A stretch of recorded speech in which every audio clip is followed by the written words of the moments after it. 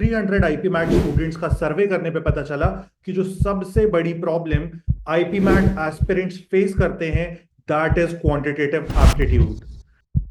Quantitative aptitude ही वो section है जिसकी वजह से most of the aspirants over the years IP MAT exam को क्रैक नहीं कर पाते हैं। आज इस वीडियो में मैं आपको बताने वाला हूं स्टेप बाय स्टेप कि आपको किस प्रोसेस को फॉलो करना है इन द रिमेनिंग डेज, जिससे आप 100% श्योरिटी से अपने एग्जाम को क्रैक कर पाओ, आईआईएम इंदौर रीच कर पाओ और अपनी ड्रीम आईआईएम लाइफ को जी पाओ।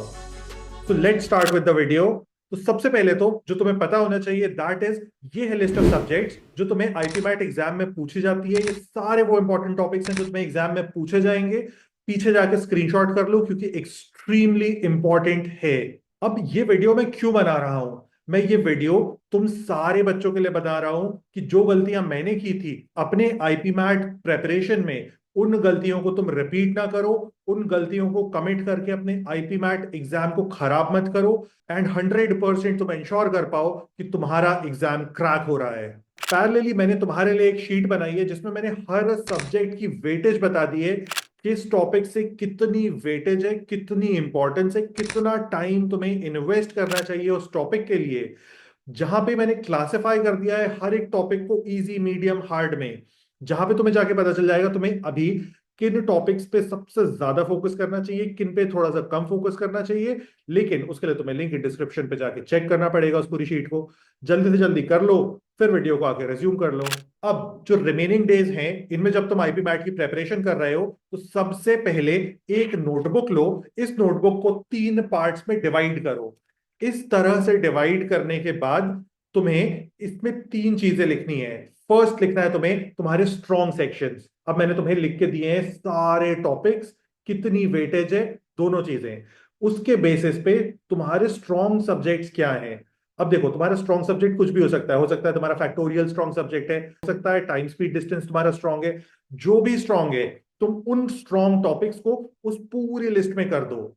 दूसरी चीज, सेकेंड लिस्ट में तुम्हें लिखना है subjects that can be done. In subjects को तुम कर सकते हो achieve in the remaining days. तुम्हें कॉन्फिडेंस है कि इसमें तुम बहुत अच्छे नहीं हो लेकिन एफर्ट डालोगे तो अच्छा कर लोगे।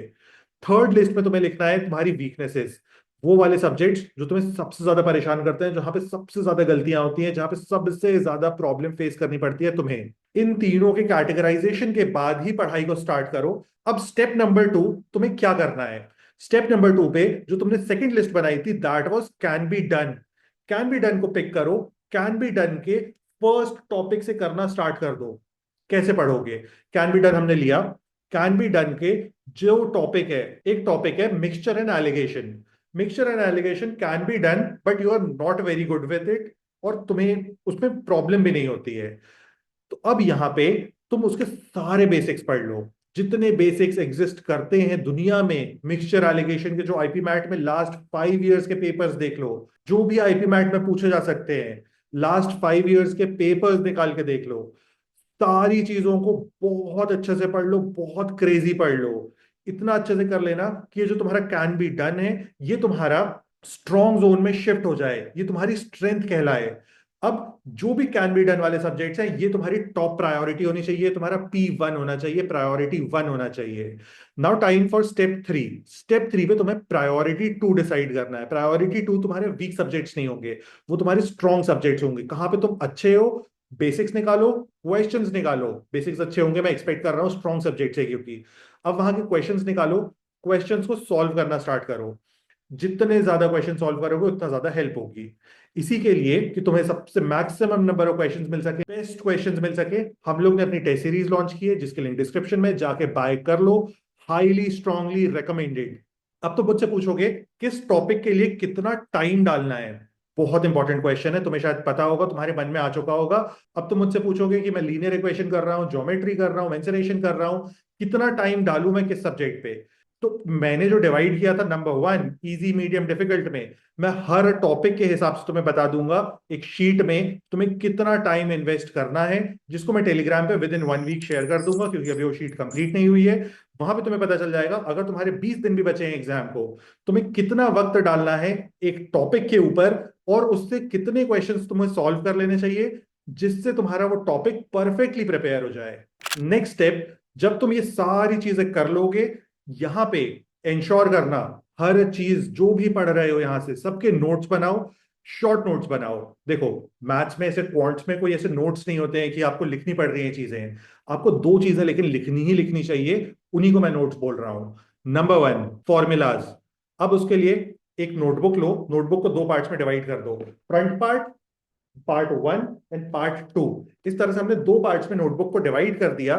इस नोटबुक को डिवाइड करने के बाद फर्स्ट पोर्शन से, यहां से तुम्हें लिखना स्टार्ट करना है फॉर्मूलाज। जितने इंपॉर्टेंट फॉर्मूलाज एग्जिस्ट करते हैं सारे टॉपिक्स के, उन सारे फॉर्मूलाज को एक जगह पे पेन डाउन करो। फॉर्मूलाज को छोटे फॉर्म में रखना, पूरा का पूरा मत लिखना।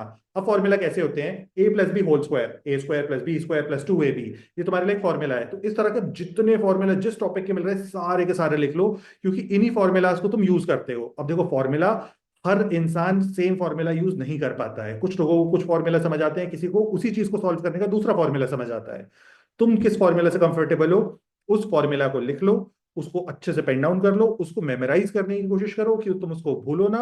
वहां पे टॉपिक भी मेंशन कर दो उसके आगे कि तुम्हारा इस टॉपिक का फॉर्मूला है ये, और इन टॉपिक्स पे भी लग जाता है। यानी कि main topic plus topics. Second, जो दूसरी चीज बनानी है सेकेंड हाफ ऑफ नोटबुक में, दैट इज चीट शीट। एक क्वेश्चन में आप ऐसा क्या फॉर्मूला, क्या तरीका अप्लाई कर सकते हो कि आप कुछ स्टेप्स को कट डाउन करके उसके आंसर पे जल्दी आ सकते हो। कैसे होता है ये? अब मान लो एक क्वेश्चन, एक मिक्सचर एलिगेशन का क्वेश्चन है। मिक्सचर एलिगेशन के क्वेश्चन में मुझसे जल्दी सॉल्व हो जाता है अगर मैं एक तरीके को यूज करूं और मैं अपने दो तीन स्टेप्स को कट डाउन कर दूं। दो तीन स्टेप्स को अगर कट डाउन कर दूंगा तो एमसीक्यू का आंसर फास्टर आ जाएगा। इस तरह से इस चीज को कहा जाता है चीट शीट, पहली चीज। दूसरी चीज, इस चीट शीट की बहुत ज्यादा वैल्यू होती है, और ये चीट शीट तुम्हारे लिए कोई भी नहीं बना सकता। फॉर्मूला बुक फिर भी मैं तुम्हें दे सकता हूँ कि सारे फॉर्मूलाज को लिस्ट डाउन कर दिया। अगर तुम चाहते हो तो कमेंट कर दो फॉर्मूला बुक, तो मैं तुम्हें दे दूंगा। चीट शीट जो है वो हर पर्सन के लिए वेरी करती है, क्योंकि तुम्हारा सॉल्व करने का तरीका है। और ये सबसे स्पेशल चीज होती है, अगर तुमने एक बार अच्छी चीट शीट डेवलप कर ली खुद के लिए, तुम्हें वो 100% एग्जाम क्रैक करा देगी। इसी के साथ मैं तुम्हें एक छोटी सी स्टोरी सुनाता हूँ ऑफ अ फ्रेंड, उसका नाम है करण। करण ने क्या किया, जब वो आईपी मैट की प्रेपरेशन कर रहा था मेरे साथ, उस वक्त पे उसका आईएम इंदौर इतना अच्छा नहीं हुआ। नेक्स्ट एग्जाम उसको देना था आईएम रोहतक का। तो अब आईएम रोहतक के एग्जाम के लिए उसने कुछ पर्टिकुलर टॉपिक्स को पिक किया। अब फॉर एग्जाम्पल उसने पिक किया अर्थमेटिक को एंड ज्योमेट्री को। दोनों फ्रेंड्स उसे बहुत इजियर लगते थे, दोनों को पिक किया, और उसने सबसे अच्छे से इन दोनों टॉपिक्स को बहुत बहुत ज्यादा अच्छा पढ़ लिया। ये उसके कैन बी डन थे, और उसने इनको स्ट्रॉन्गर में शिफ्ट कर दिया। तो अगर आप ऐसी सिचुएशन में हो जहां पे कोई बड़ा टॉपिक है जो बहुत ज्यादा इंपॉर्टेंट है एग्जाम पॉइंट ऑफ व्यू से, जैसे arithmetic, algebra, can be done में है, तो उसे जल्दी से जल्दी अपनी स्ट्रेंथ में, स्ट्रॉन्ग जोन में शिफ्ट करा दो। बहुत हेल्प करेगा और तुम्हें क्रैक करा देगा। इतने अच्छे से पढ़ लो कि रात को 12 बजे मैं तुमसे क्वेश्चन पूछू ना तो भी तुम आंसर कर पाओ। And lastly, मॉक्स। मॉक्स में कोशिश करो कि यहां से तुम रेगुलर मॉक्स दे रहे हो। मॉक्स के लिए एक सेकंड वीडियो भी बनाई है, तुम उसको जाके देख सकते हो। उसमें मैंने सारी चीजें शेयर की हैं, कितने मॉक्स देने चाहिए, कैसे एनालिसिस करनी चाहिए, क्या सारी चीजों को फॉलो करना चाहिए तुम्हें यहां से in order to crack the exam. अगर तुम उसे देखते हो तो तुम्हें शायद बहुत हेल्प होगी मॉक से रिलेटेड। और कोई भी क्वेरी क्वेश्चन है तो मुझे रीच कर सकते हो। और बाकी तो मैं हूं ही तुम लोग के लिए available. Thank you and see you.